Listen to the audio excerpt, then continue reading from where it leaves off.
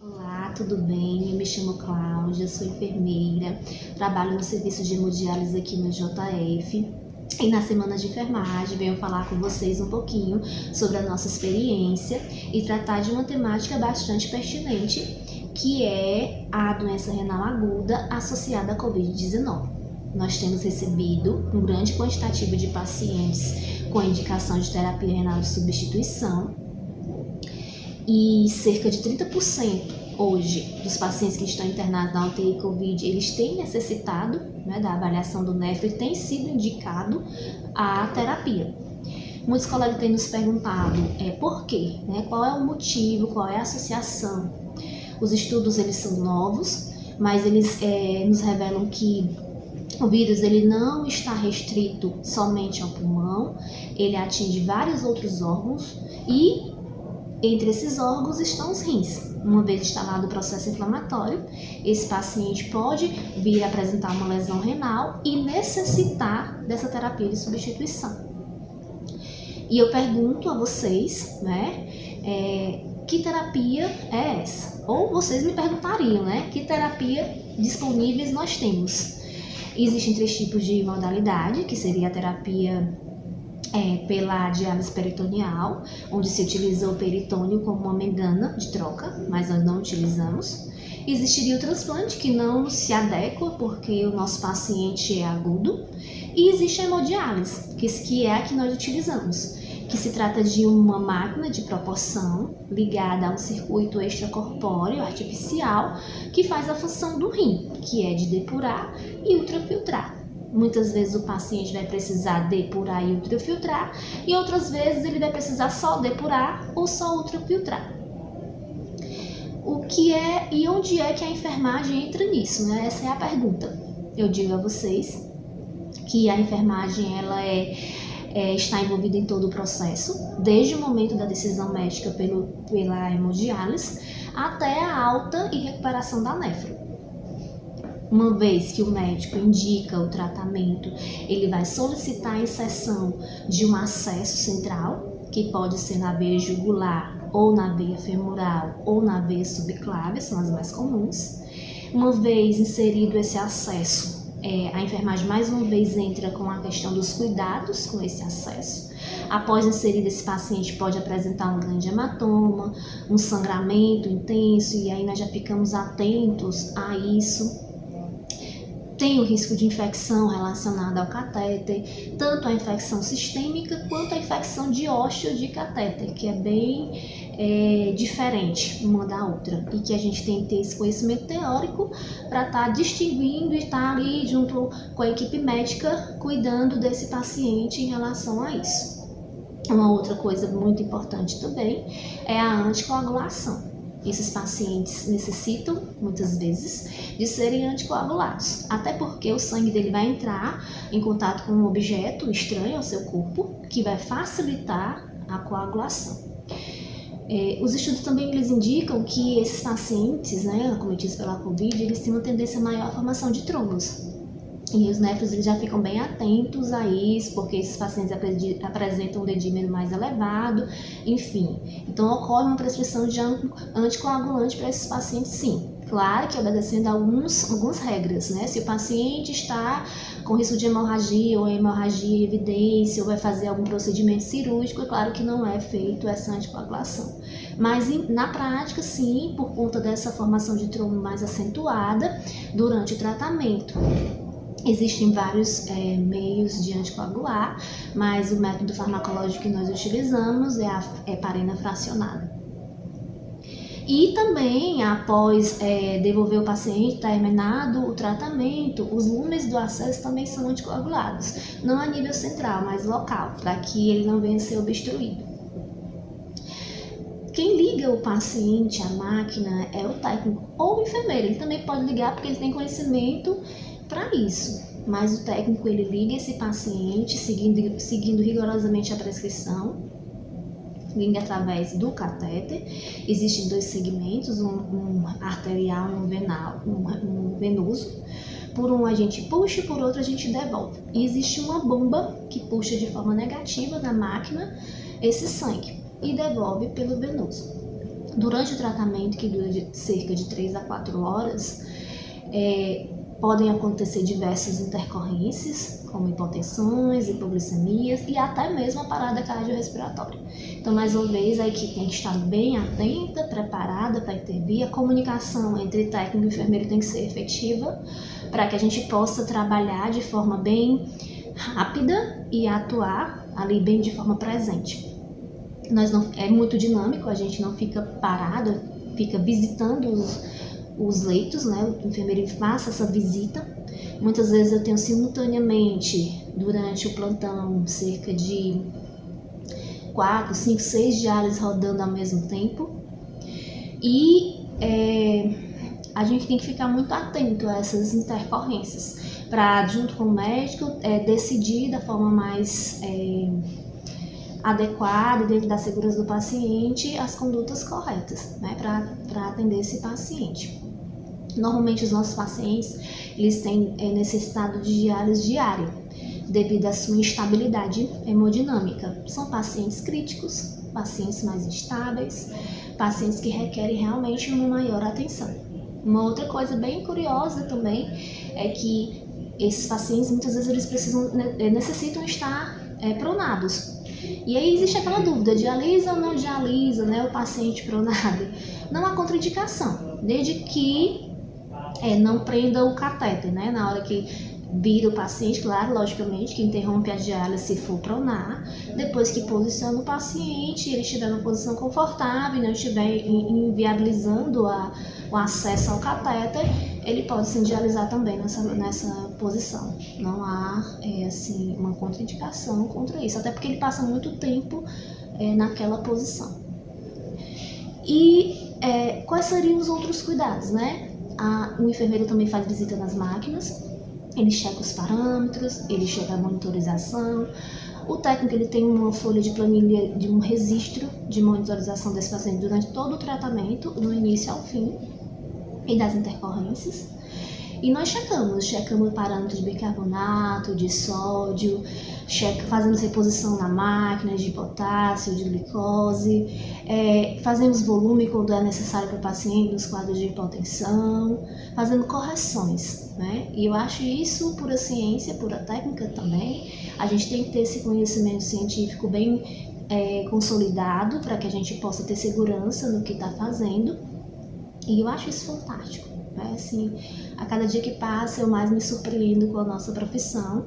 Não seria, eu acho muito pertinente falar, né, da enfermagem nesse período de pandemia em que nós temos observado o quanto tem sido importante a presença do enfermeiro, né, à beira do leito, a presença do enfermeiro em todos os setores. A gente observa não somente a nefro, mas os intensivistas e tantos outros colegas de outras especialidades, a equipe multi em si.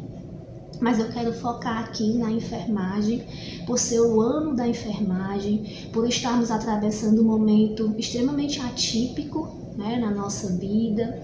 Nós temos trabalhado bastante e tivemos que reorganizar todo o nosso serviço de hemodiálise por conta disso. A demanda foi muito grande e inesperada, mas uma coisa e um fator positivo que eu tenho observado em meio a tudo isso é que a nossa gestão, ela tem nos ajudado bastante. Tivemos o apoio da superintendência, da diretoria de enfermagem. Tudo que necessitamos temos conseguido para melhorar essa assistência.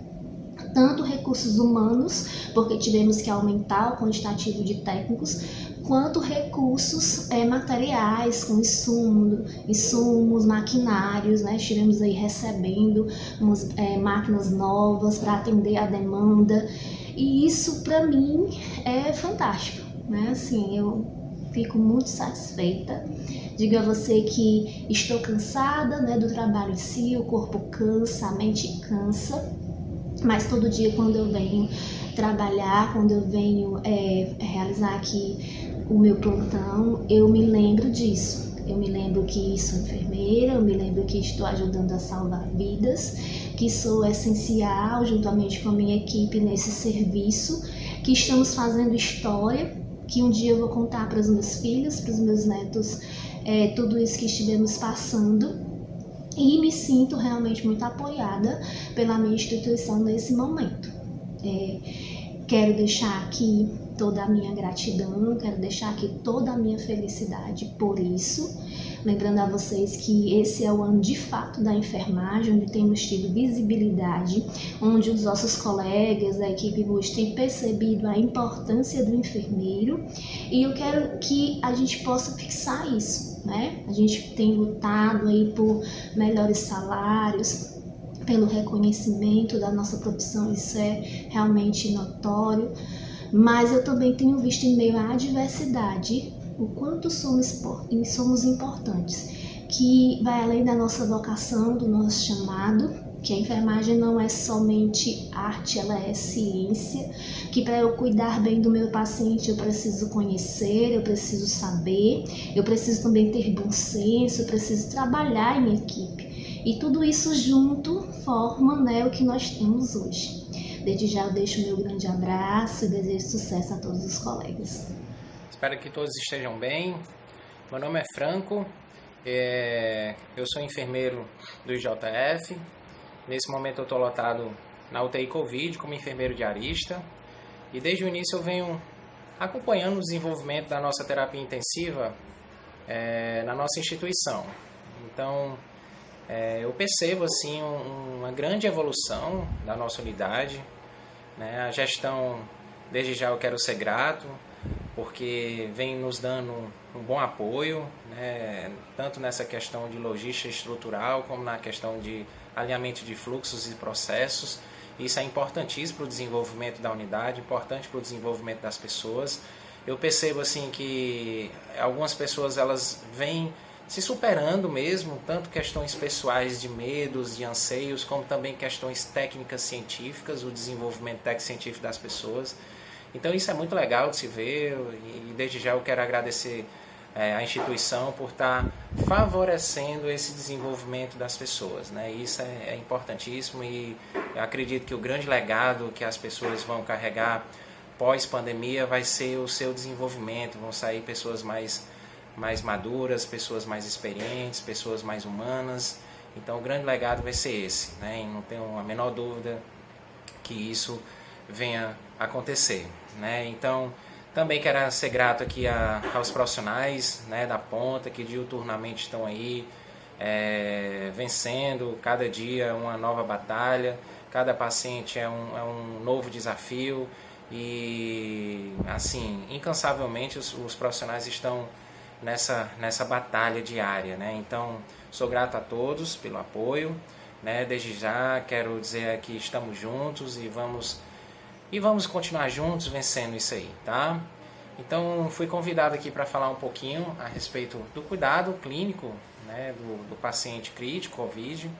É um cuidado novo, né? A gente está aí com uns 2, 3 meses manejando o paciente Covid, e a gente vem aprendendo muita coisa, né? Na verdade, no começo a gente não sabia muito o que se esperar desse tipo de paciente. A gente sabia que era um paciente com pulmão de SARA, pulmão bem grave, mas durante o cuidado a gente foi percebendo pequenas coisas e grandes detalhes também, que fez com que a gente manejasse esse paciente de uma forma diferenciada. A gente viu que é um paciente crítico, é um paciente que quando chega no estágio crítico da doença, é um paciente que realmente ele se apresenta com uma disfunção pulmonar muito intensa, muito forte, e associa outras disfunções, e isso faz com que o paciente cada vez mais se complique, e a equipe tem que estar bem preparada, bem treinada para lidar com esse paciente, né? Então, o manejo clínico no cuidado do enfermeiro ele é importantíssimo, e o enfermeiro, ele, como líder da equipe, ele tem que estar sempre preparado para lidar com esse tipo de situação, né? Para você ter uma ideia, a gente ainda nesse estágio atual, não temos ainda tantas evidências, né? Já tem alguns estudos, né, rastreando algumas evidências, mas ainda a gente está iniciando as evidências de estudos sobre Covid, principalmente paciente grave. Então a gente pegou muita coisa do que era o cuidado dentro de um UTI de paciente pulmão de SARA, paciente grave, trouxe para a nossa realidade e conforme as evidências vão mostrando, a gente vai se adaptando para a gente ter uma melhor eficiência nesse cuidado. Então é um desafio constante que nós, enfermeiros, estamos junto com toda a equipe médica de fisioterapeutas, né, os profissionais que ficam mais aí na linha de frente como líderes, estamos enfrentando e com certeza a gente está amadurecendo, a gente está se desenvolvendo mais, né? É um paciente grave, né? Normalmente a gente admite um paciente com síndrome gripal grave, com dispneia grave, saturemia, mantendo saturemia abaixo de 93% suplementado oxigênio e com sinais de cianose, né? Então, o perfil da admissão do nosso paciente é esse, né? Outros achados eu posso também destacar, por exemplo, alterações radiológicas, opacidade bilateral, atelectasia, nódulos, um edema pulmonar não explicado, por exemplo, insuficiência congestiva, ou então por uma hiperidratação. Outro detalhe que a gente percebeu nos nossos doentes, né? Eles não toleram volume, já é um sinal que a gente liga no nosso cuidado clínico, no nosso manejo com esse tipo de paciente, que são pacientes que não toleram volume. Então, o enfermeiro ele tem que estar muito ligado nisso, né? Acompanhando o balanço hídrico, né? Acompanhando toda a terapia farmacológica para ver se esse paciente não está recebendo um grande suporte de volume, uma hiperidratação, para a gente estar conversando com os clínicos para fazer um reajuste disso, para o doente não sentir e evoluir com edema pulmonar, uma condição aguda, uma condição fulminante que fica mais difícil da gente resgatar. Então, assim, outra questão que a gente vê muito é uma baixa relação de uma pressão arterial de O2 com a FO2, né? Aquele índice ventilatório. Normalmente são pacientes graves, com pulmão de SARA graves, né? E que a gente tem que utilizar algumas estratégias, por exemplo, pronação, titular PIB, parâmetros ventilatórios altos. Então a gente vê que é um paciente com o pulmão bem fragilizado, um pulmão que precisa de um descanso. Normalmente eles estão ficando mais tempo em pseudoanalgesia para poder ver se recupera mais rápido, já saindo um pouquinho daquela cultura de terapia intensiva, que quanto mais rápido você despertar o paciente e tirar o tubo, melhor. Né? A gente viu que esse tipo de paciente ele não está segurando tão fácil a extubação, a gente está entrando com algumas outras estratégias e a gente já está conseguindo ter bons resultados, né? A gente já consegue broncodilatar o pulmão do paciente utilizando aspersores, né? Na verdade não utilizando aspersores, mas utilizando a questão dos inaladores pressurizados, na verdade, né? Então, uma das formas que a gente não gera aerosol para o paciente, a gente consegue broncodilatar e favorecer com que esse paciente ele tenha mais conforto respiratório e, consequentemente, sair de uma ventilação mecânica mais rapidamente, né? E aí, gente, todos os pacientes que entram na unidade COVID, ele tem que ter um critério laboratorial. Ele tem a questão clínica, mas ele também, a gente tem que fechar o critério laboratorial. Que na nossa instituição a gente trabalha com os dois tipos preconizados pelo Ministério da Saúde, que é a biologia molecular, que é o SWAB, né, que fica a cargo do enfermeiro fazer a coleta. Normalmente o enfermeiro ele tem que saber fazer essa coleta, né? Existe uma maneira certa de fazer essa coleta. Como eu falei, eu não vou me adentrar muito em detalhes, eu só vou tentar pontuar algumas questões importantes para a gente ter um pouco da visão do nosso trabalho dentro da terapia intensiva, né? Então, e a outra metodologia do critério laboratorial é o imunológico, que é o conhecido teste rápido, que faz parte do conjunto de exames admissionais que a gente realiza nos nossos doentes na admissão dele, né? Dentre esses exames eu também posso destacar bioquímica, hemograma completo, função renal, função hepática, né? Gasometria arterial, ECG, porque alguns pacientes, algumas medicações, elas induzem um risco de prolongamento do intervalo QT, então a gente tem que fazer esse ECG admissional para poder estar detectando isso e estar registrando que o paciente não entrou com aquela alteração e rastreando algum tipo de reação adversa ou então efeito colateral de algumas medicações que a gente utiliza, né? A gente também coleta hemoculturas, 2 amostras de hemoculturas, aspirar traqueal, e aí fica a critério do clínico a gente fazer um raio-x ou um anti-K, né, que é a tomografia de alta resolução. Outro ponto importante que a gente faz na admissão dos nossos doentes são as trocas dos devices, né? A gente praticamente troca todos os devices, só não troca a sonda enteral por não ser uma via estéreo. mas a gente, antes de utilizar qualquer sonda que a gente receba na nossa instituição, na nossa unidade, a gente faz o teste, o reteste, para ver a confirmação adequada daquela sonda para poder posteriormente liberar. E aí, em seguida, a gente respeita muito o protocolo de identificação segura, tá? A gente segue o nosso protocolo institucional por fazer parte dos protocolos aí de segurança do paciente, instituído pela Anvisa, pelo Ministério da Saúde e pelos outros órgãos que trabalham com segurança do paciente, né? Então,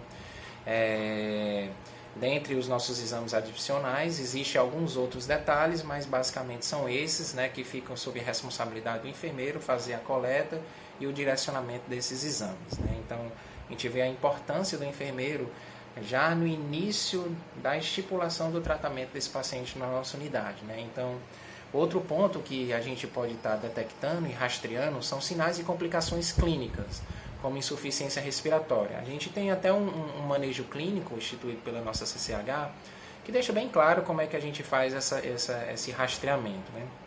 Basicamente, que diz acima de 93 em ambiente, a gente observa algumas condições clínicas do paciente, como sinais leves de desconforto respiratório, e a gente monitora clinicamente intensivo esse paciente e colhe gás após 30 minutos. E aí, se o paciente segura bem, está confortável, a gente mantém uma vigilância intensiva, reavaliando ele a cada 30 minutos, 1 hora, conforme for passando o tempo, a janela vai se estendendo, né? Mas se esse paciente não segura a saturemia, por exemplo, acima de 93%, a gente já tem a oferta de suplementação de oxigênio, inicialmente com catéter nasal, a gente utiliza só catéter nasal e a gente já faz digamos assim, o escalonamento já para a máscara reservatória e após a intubação orotraqueal. Então, tem algumas condições que a gente observa para estar instalando esse tipo de oxigenoterapia nesses pacientes.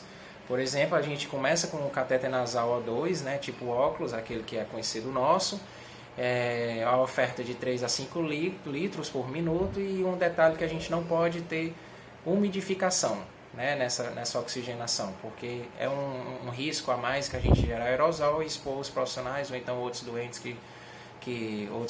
outros profissionais que não estejam diretamente envolvidos no cuidado dos fins, por exemplo, o pessoal da limpeza, os maqueiros, que são profissionais super importantes da gente no nosso dia a dia, né? Então, e aí após 30 minutos a gente reavalia essa resposta, né? Como, por exemplo, a observação de sinais vitais, a saturemia do paciente, o conforto respiratório e uma nova coleta de uma gasometria para ver sinais de hipoxemia ou então aumenta o acúmulo de CO2 e um pH mais baixo, né? E a gente consegue, diante disso, se a gente vai manter conduta ou se a gente vai escalonar para uma máscara reservatória ou então uma intubação orotraqueal.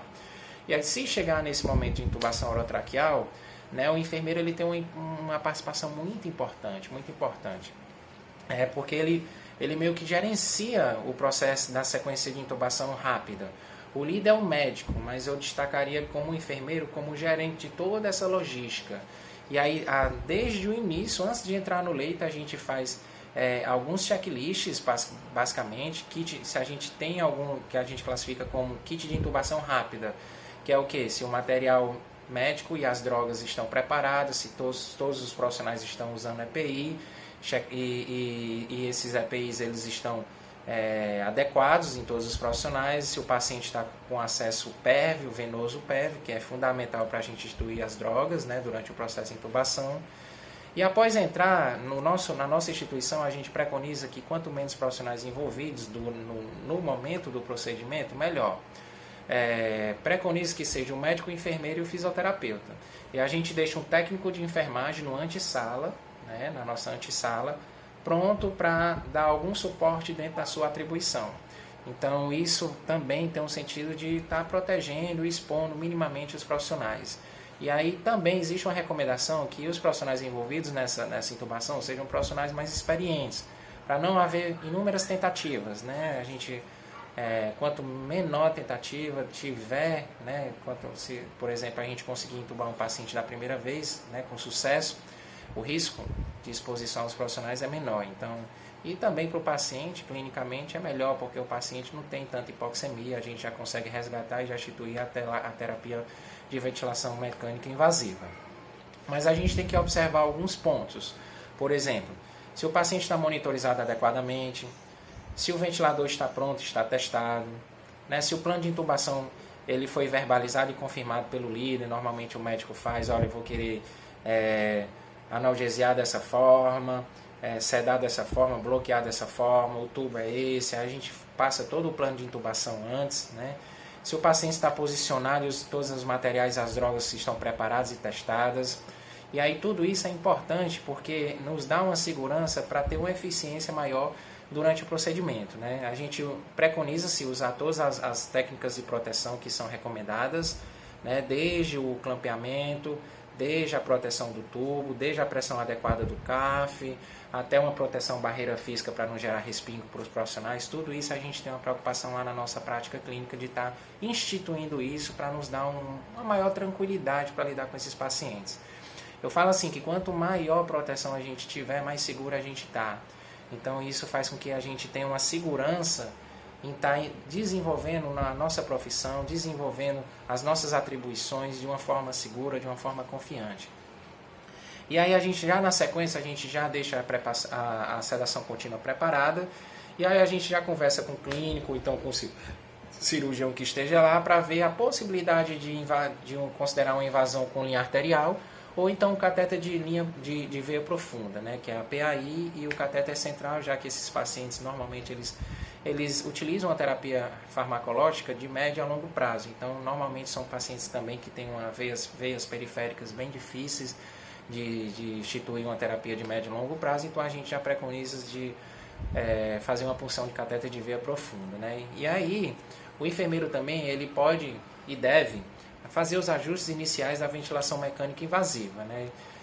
Normalmente são pacientes que têm que estar na ventilação mecânica controlada no volume ou a pressão, né? Se for no volume, preconiza-se de 4 a 6 ml quilo por peso predito, na frequência cardíaca entre 15 e 20, um tempo expiratório ao redor de 1 segundo, uma PIB mais ou menos entre 5 e 10 e um FO2 inicial entre 60 e 100. Só que a FO2 a gente meio que titula ela para manter uma saturemia sempre entre 93, 94 e 95.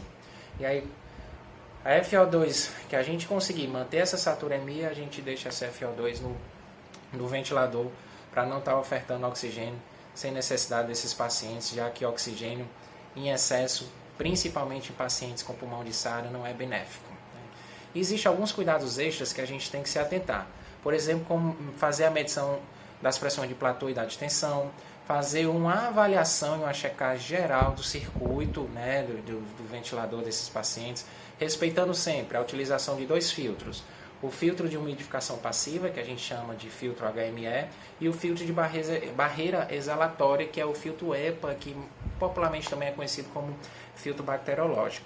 Então é muito importante a gente conferir se esses filtros estão instalados, porque é mais um sistema de segurança para garantir que aquele ambiente ele esteja livre de partículas virais que possa contaminar os profissionais, né? Então isso é importantíssimo, isso é respeitado na nossa UTI.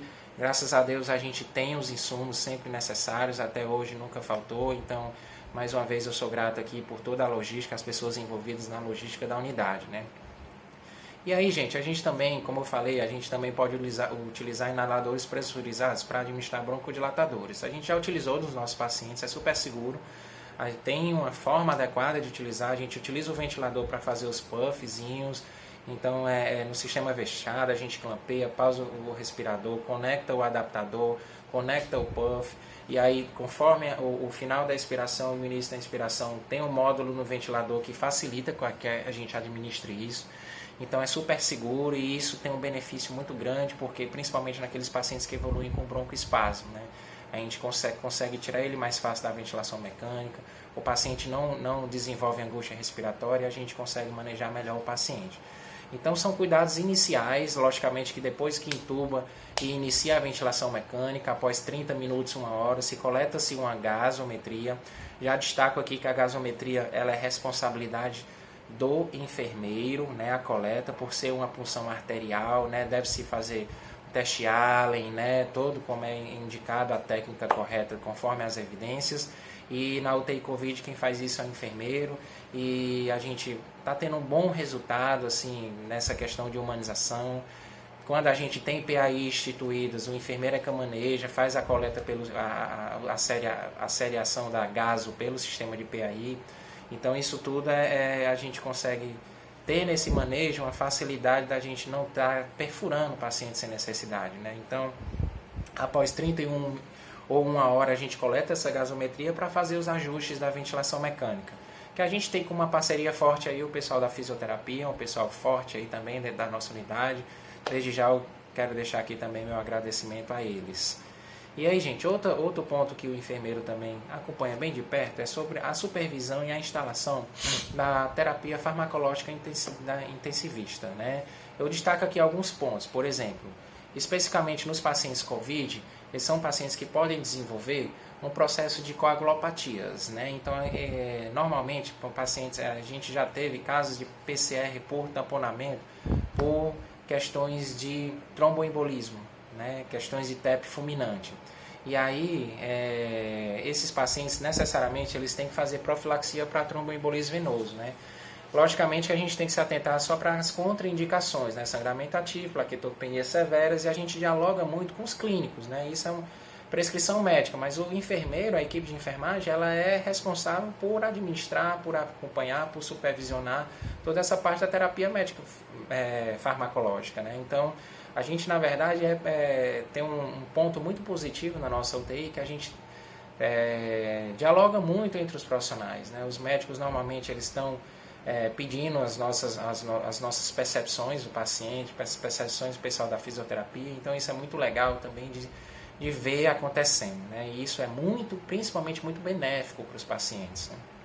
E aí, outro ponto que a gente tem que se atentar dentro dessa questão de terapia farmacológica é o acompanhamento e controle das drogas vasoativas, né? Alguns pacientes evoluem com choque, com hipotensão severa, e por serem pacientes que não toleram muito volumes, normalmente eles já escalonam para a droga vasoativa. Então, é função do enfermeiro fazer esse acompanhamento e, principalmente, tentar o desmame mais previamente possível dessas drogas, né?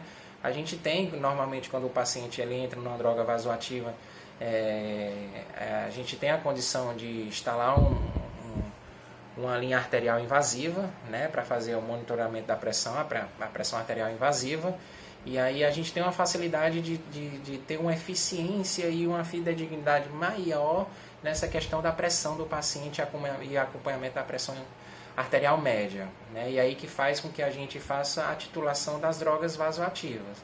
Eu estou com a PAM alta, eu já posso ir em consonância, em comum acordo com os clínicos, eu já vou titulando, já vou baixando essa nora, já vou observando, para o mais rapidamente possível, dentro de uma segurança, eu poder tirar essas medicações vasoativas desses pacientes, porque elas são muito boas para um determinado tipo de terapêutica, mas em consequência elas têm uns efeitos colaterais que muitas vezes são devastadores para os pacientes, para o metabolismo, para todo o organismo do paciente. Então, é nossa função, é nosso dever fazer esse acompanhamento e esse controle dessas drogas vasoativas, né?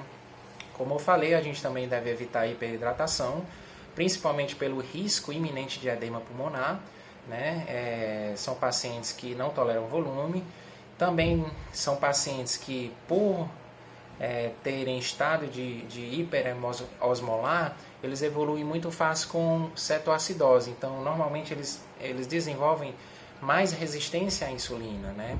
E aí muitos pacientes fazem uso da bomba de insulina. Na nossa UTI também a gente já conta, sim, basicamente com alguns protocolos já instituídos. E dentre eles a gente tem um protocolo de terapia de insulinoterapia. E dentro desse protocolo a gente tem o controle e manejo da bomba de insulina, que faz com que até a equipe de enfermagem ela tenha um segmento, né, dentro de uma segurança para fazer o controle dessa bomba de insulina adequadamente para o que o paciente está precisando. Então é mais uma eixo dentro do paciente crítico que o enfermeiro e toda a equipe de enfermagem ele tem que se atentar e ele tem que estar acompanhando de perto, né? Supervisionando, organizando tudo isso, né? Então é importantíssimo o manejo desse paciente nessa visão, nessa perspectiva dessa terapia farmacológica, né? E aí, gente, também tem que acompanhar os esquemas de antimicrobianos. Nós temos aqui a CCH, que eles já têm um protocolo de esquema de antimicrobianos, que os nossos clínicos eles seguem, basicamente eles têm isso como referência. E qual a importância do enfermeiro saber disso, né? Primeiro, porque ele é responsável pela terapia farmacológica do paciente, pela execução da terapia farmacológica do paciente. Então, ele tem que saber exatamente quantos dias esse paciente tem que usar esse antimicrobiano, né? Ele tem que saber exatamente quais são os antimicrobianos recomendados pela CCH da instituição. Então, tudo isso ele tem que saber para, de repente, ele estar dialogando com o médico para aquela terapia ser exatamente eficiente e a necessária que aquele paciente está precisando. Então, isso é importante também. Outro cuidado que o enfermeiro tem que ter na nossa UTI Covid é com o acompanhamento do cuidado da pele do paciente, né? Normalmente, quando o paciente chega, a gente preconiza muito a instalação de insumos médicos hospitalares preventivos para lesões, filmes protetores em áreas de proteção. A gente tem o Nepilex, que é um protetor da área sacral muito bom, é uma espuma muito boa, que a gente está tendo muitos resultados positivos, muitas sacras prevenidas de lesões por causa do uso dessa tecnologia e também pela mudança de decúbito, né? A gente tem um esquema de supervisão de mudança de decúbito, todos os enfermeiros a gente faz pit stops, né, de cobranças na verdade assim, de pit stops de treinamentos, né, e um dos treinamentos que a gente já fez foi exatamente essa questão de prevenção de lesão por pressão. E aí dentro desse treinamento a gente acentua mais essa questão da supervisão da mudança de decúbito nos nossos pacientes, né, então isso é bem prevalente na nossa instituição, na nossa UTI Covid, e a gente tem um carinho e uma atenção com isso, porque isso mexe no metabolismo do paciente, isso faz com que o paciente fique mais exposto a infecções e, consequentemente, às vezes, aumenta o tempo de internamento dos pacientes, né? A gente também tem uma atenção à vigilância dos dispositivos médicos hospitalares, que são outros pontos que podem prejudicar e abrir lesão no paciente. As feridas já instaladas, a gente às vezes recebe já paciente de outro serviço com algumas lesões por pressões. A gente tem uma atenção ao estar utilizando algumas coberturas, a gente tem um setor na nossa instituição, a Citraf, que a gente faz uma parceria boa, diariamente a gente está entrando em contato com a Citraf para saber quais são as coberturas que a gente tem disponível. E também a gente faz consultorias. Algumas lesões que não estão evoluindo tão bem, a gente liga diretamente para a enfermeira da Citraf e pergunta, olha, essa lesão está assim, assim, dá um pouquinho das características das lesões e a gente fala um pouquinho como é que está o aspecto dessa ferida e aí recebe algumas orientações e a gente está vendo um resultado bem positivo em relação a isso. E aí uma coisa legal que a gente instituiu junto com os clínicos foi o protocolo de prevenção de úlcera córnea. A gente tem muitos pacientes comatosos, pseudoanalgesiados, que eles têm uma facilidade muito grande de ressecamento de córnea. E aí podendo evoluir para úlcera córnea, né? E nas situações mais graves. E aí a gente se sentou, né, a equipe de enfermagem junto com a equipe médica, e eles instituíram esse protocolo, né, e a gente acatou, que é um protocolo muito benéfico, para prevenir úlcera córnea, que a gente utiliza duas tecnologias, tanto um colírio como uma proteção, uma barreira física, né? A gente teve um treinamento com o pessoal da oftalmologia, desde já eu sou grato também ao pessoal da oftalmologia por dar essa atenção a gente, e a gente está conseguindo instituir esse protocolo e a gente já consegue perceber resultados bem positivos quando os pacientes se despertam, né? A gente consegue perceber a integridade da córnea dos pacientes. Outro ponto que a gente tem nesse acompanhamento do cuidado da pele é a fixação do tubo orotraqueal adequado, né? A gente está com o fixador, que ele tem o hidrocoloide, ele é o fixador adequado, ele consegue prevenir lesões de comissura labial, ele consegue prevenir até mesmo deslocamentos de extubação acidental, deslocamentos de tubo e consequentemente a gente não gasta energia desnecessariamente para esses pacientes. Então, tudo isso a gente tem que ter atenção, né? Lá a gente recomenda, todos os enfermeiros eles são treinados para instalar esses dispositivos e fazer esse cuidado especializado. Outro ponto que a gente destaca também na nossa rotina é a vigilância dos dispositivos médicos hospitalares, né? Primeiramente a gente tem um controle em prontuário dos devices dos pacientes, isso foi acordado com a CCH e a gente consegue ter esse controle, né, de quantos dias aqueles dispositivos, aqueles devices estão instalados para a gente poder prevenir infecções e a gente poder ter um controle maior de trocas, né, desses dispositivos. A gente também tem uma vigilância sobre a questão da identificação e a data correta dos equipos. A gente também supervisiona se todas as bombas estão devidamente identificadas, né, porque para não haver erro de administração, isso a gente tem um cuidado para não acontecer na nossa unidade, porque são eventos adversos que a gente pode sim e deve evitar. A a exposição aos nossos pacientes. A questão de manter a permeabilidade dos dispositivos, né? Quando algum dispositivo, uma sonda ou um catéter tem uma obstrução, eu vou ter um gasto energético desnecessário para trocar aquela sonda, e muitas vezes eu posso até lesionar um paciente desnecessariamente. Então a gente tem esse cuidado de estar sempre lavando sonda conforme as evidências, sempre fazendo flush nos acessos também conforme as evidências. A gente tem também ter um controle, validade e supervisão da integridade das soluções instaladas nos nossos pacientes, né? A gente fez treinamentos em loco com todos os profissionais técnicos para poder ter esse cuidado bem pautado. Um ponto que é um detalhe, mas que faz uma diferença, ao meu ver, a bilateralização dos dispositivos não estéreis, né, de vias estéreis. Por exemplo, um catéter central ficar direcionado para o lado esquerdo e uma sonda nasentérica ficar direcionada para o lado direito, evitando o cruzamento e o contato dessas duas vias, né? Isso aí faz uma diferença nessa questão de prevenção de sepsemia, né? E constantemente a gente tem um treinamento coletivo e individual de membros das equipes, conforme a necessidade. A gente vai vendo alguma necessidade de treinar algum dispositivo médico, né? Nós diaristas, sou eu e outra diarista na UTI Covid da unidade 23, nos reunimos junto com a nossa coordenação e aí traçamos estratégias para treinar conforme essas necessidades, né? Outro ponto que a gente que o enfermeiro, né, na verdade, ele tem que ter, né, bem forte, é a vigilância em relação às infecções relacionadas à assistência à saúde, principalmente a prevenção de pneumonia associada à ventilação mecânica, né? Os nossos pacientes, na prevalência de infecções dele, a gente está percebendo que são mais broncopneumonias, né? E aí a gente está trabalhando basicamente o cumprimento de 4 pilares, que é a pressão do CAF adequada, a aspiração adequada, a higienização oral desse paciente de uma forma adequada. A gente também já fez treinamentos em loco com todos esses pilares, e a cabeceira elevada no grau adequado, conforme as recomendações também. Então recentemente a gente fez esse ciclo de treinamentos entre todos os profissionais da enfermagem, e a gente já consegue perceber nas nossas visitas diárias que os nossos pacientes eles estão tendo esse cuidado melhor manejado, digamos assim. Também temos medidas para a prevenção de infecção trato urinário e as prevenções de sepsemia, né, de acessos centrais, todos aqueles cuidados como utilizar uma cobertura adequada. A gente preconiza, a gente está utilizando o IV3000, né, por enquanto, que é você consegue ver o OSHA, rastrear sinais logísticos, enfim.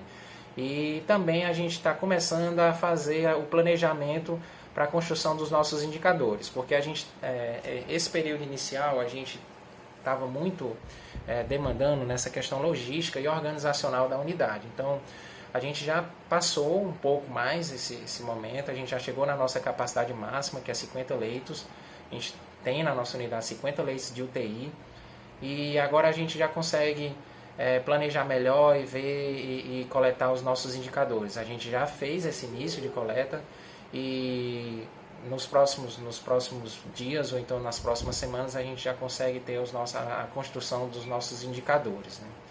E aí tem algumas ações avançadas que o enfermeiro ele faz parte do enfermeiro da terapia intensiva COVID.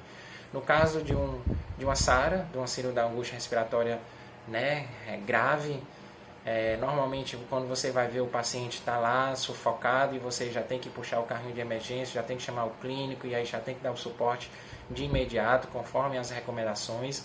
Pacientes de choque, alguns pacientes a gente percebeu que estão evoluindo chocados e aí a gente tem que fazer esse suporte também de imediato para esses pacientes.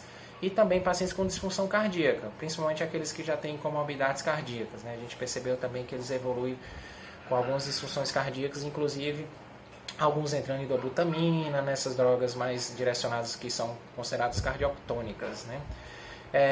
Dentre essas ações avançadas, eu também destaco o protocolo de pronação. A gente tem na nossa instituição o protocolo de pronação, né?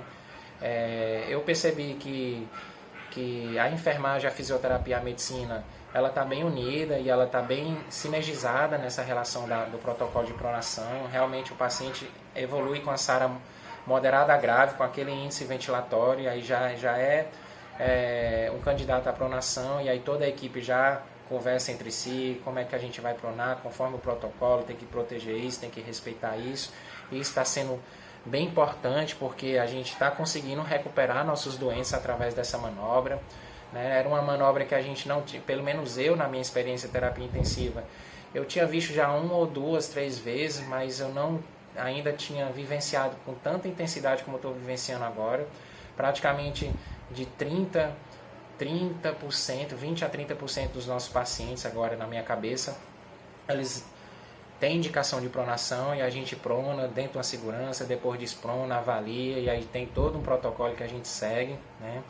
E tem protocolo de prevenção de úlcera córnea, como eu já falei, tem um protocolo de sedação adequada, tem um protocolo de insulinoterapia, tem a visita multidisciplinar com diaristas e médicos, enfermeiros e fisioterapeutas. Essa visita é muito importante, a gente consegue ver vários pontos, integrar a visão de vários profissionais, e aí o benefício maior é para o paciente, a gente consegue destravar pontos que estavam travados no cuidado clínico daquele paciente. O enfermeiro é importantíssimo nessa visita. A gente tem um protocolo de óbito, né? Então a gente está com um trabalho bem legal na nossa UTI Covid, né? A gente consegue fazer toda uma diferença no cuidado, né? Um cuidado técnico-científico, um cuidado bem direcionado, um cuidado interdisciplinar, transdisciplinar, né? Que a gente consegue perceber através da recuperação dos nossos pacientes, né? No começo a gente tinha uma determinada taxa de mortalidade, a gente já está vendo que nossos pacientes estão saindo mais facilmente dos tubos, né, da ventilação mecânica, estão se recuperando. Logicamente que tem um ou outro paciente que pode ser que evolua com um desfecho mais trágico, mas isso não está desanimando a gente sente muito pelas nossas perdas, pelas famílias, né? A gente sabe que é um momento muito delicado, mas também a gente fica muito feliz em ver um paciente se recuperando e tendo alta da nossa UTI, como a gente já viu. Isso fortalece muito toda a equipe. E aí dentro da nossa UTI também abriu várias possibilidades para o trabalho do enfermeiro. Avaliação de bestigoma com ultrassonografia, punção, instalação e monitorização de PAI, avaliação de capnografia, avaliação ventilatória avançada, liderança da equipe, transporte intra-hospitalar de paciente crítico, que o enfermeiro ele faz parte, dentro do protocolo de transporte, ele faz parte, ele é uma peça fundamental nesse protocolo. Eu já transportei vários pacientes, eu percebo que assim, é essencial o enfermeiro nesse transporte intra-hospitalar do paciente crítico junto com o médico. Então, que a gente possa continuar nessa batalha mesmo, né? Eu vi aqui o depoimento de algumas pessoas nessa semana da enfermagem, pessoas falando da felicidade de estar podendo colaborar nesse momento, né? Pessoas falando muito bem sobre reconhecimento profissional, e aí eu desejo tudo isso também, reafirmo todas as palavras positivas que foram colocadas aqui, né? Agradeço demais pelo convite, espero ter passado um pouquinho da nossa experiência. O nosso universo, ele é uma imensidão, ele é um mar, se você for fazer uma comparação, ele é um oceano, tem muitas e muitas coisas, muitas frentes que o enfermeiro ele assume, que o enfermeiro ele tem que se atentar em quanto mais capacitado técnico-cientificamente, quanto mais humanizado essa pessoa for, ela consegue ir se lapidando, ir trabalhando alguns outros pontos psicológicos também, é isso que eu percebo. E eu desejo a todos que a gente saia, né, passe por esse período, né, de pandemia fortalecido, mais unido, em coletividade. É isso que eu desejo para toda a categoria. Forte abraço, podem contar comigo aí para o que der, tá? Estou aí na UTI Covid, só me procurar.